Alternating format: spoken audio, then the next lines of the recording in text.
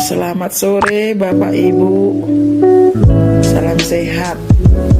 Kali ini saya akan menyampaikan aksi nyata modul 3 pelatihan mandiri dalam pelapor Merdeka Mengajar. Mengapa kurikulum berubah? Kurikulum merupakan panduan pembelajaran pada satuan pendidikan di mana dapat dimaknai sebagai titik awal sampai titik akhir dari pengalaman belajar peserta didik. Kurikulum itu kompleks dan multidimensi. Kurikulum itu dapat diibaratkan sebagai jantungnya pendidikan. Fungsi kurikulum bagi pendidikan adalah untuk memandu dalam proses belajar peserta didik. Komponen kurikulum menurut Laplayer: 1. Tujuan, 2. Konten, 3. Metode atau cara, 4. Evaluasi. Apa pentingnya perubahan kurikulum? Kurikulum yang baik adalah kurikulum yang sesuai dengan zamannya dan terus dikembangkan atau diadaptasi sesuai dengan konteks dan karakteristik peserta didik demi membangun kompetensi sesuai dengan kebutuhan mereka kini dan masa depan.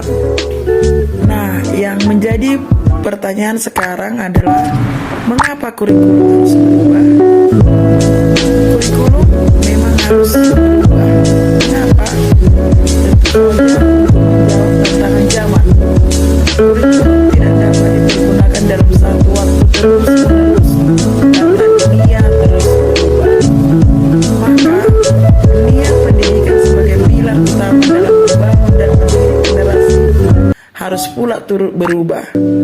Terjadinya pandemi COVID saja sudah meluluhlantakkan dunia pendidikan sedemikian rupa.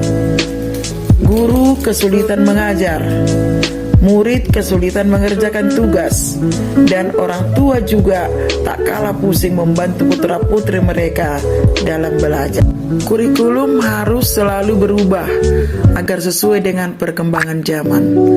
Apalagi masa sekarang ini, ilmu pengetahuan dan teknologi informasi telah berkembang semakin masif dan tak terkendali. Masa ya kita tetap mengajar dengan cara kuno? Tentu itu tidak akan relevan. Pembelajaran juga akan menjadi membosankan. Bukankah tugas kita untuk menyiapkan para murid menghadapi zaman yang baru? Zaman yang mungkin sama sekali berbeda dengan zaman kita. Selain itu, kurikulum juga harus mempertimbangkan kebutuhan belajar murid. Sebagai contoh, zaman saya sekolah, komputer baru dipelajari pada masa SMA. Itu pun hanya sebatas menyalakan, mematikan, dan mengetik saja. Coba lihat anak sekarang, mereka sudah lahir dengan teknologi di tangannya. Bayi saja sudah pandai memainkan layar gawai.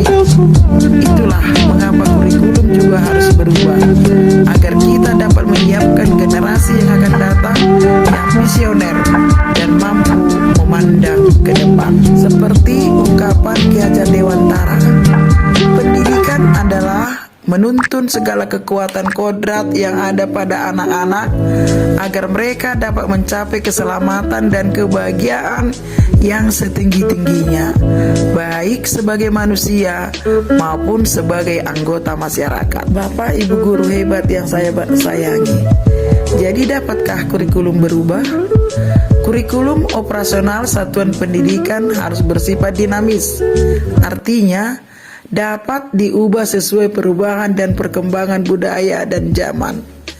Selain mengikuti zaman yang sudah diadaptasi sesuai lingkungan geografis, kurikulum bersifat dinamis dan terus dikembangkan atau diadaptasi sesuai konteks dan kebutuhan peserta didik untuk membangun kompetensi sesuai dengan masa kini dan masa depan yang akan datang. Bagaimana untuk mewujudkannya?